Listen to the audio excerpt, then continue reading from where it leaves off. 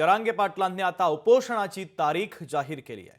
25 जानेवारीपासून अंतरवाली सराटीमध्ये जरांगे पाटील आता पुन्हा एकदा उपोषण सुरू करतात। आरक्षण मिळाल्याशिवाय लढा बंद करणार नाही असा निर्धार आता जरांगे पाटलांनी केलाय। पुन्हा एकदा ताकदीने लढा देणार, पुन्हा एकदा सरकारला मराठ्यांची शक्ती दाखवणार असा थेट इशारा जरांगे पाटलांनी आता या नव्या सरकारला दिला आहे। तर जरांगे पाटलांच्या भूमिकेच्या संदर्भातली सगळ्यात महत्त्वाची बातमी आपण पाहतोय। जरांगे पाटलांनी आपल्या आंदोलनाची पुढची दिशा आता जाहीर केली आहे।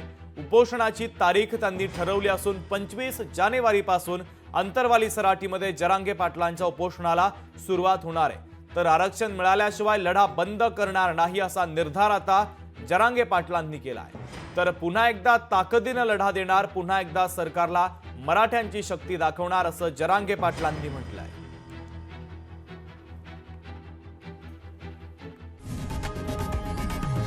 लोकशाही मराठी ऐका, पहा, जागरूक रहा।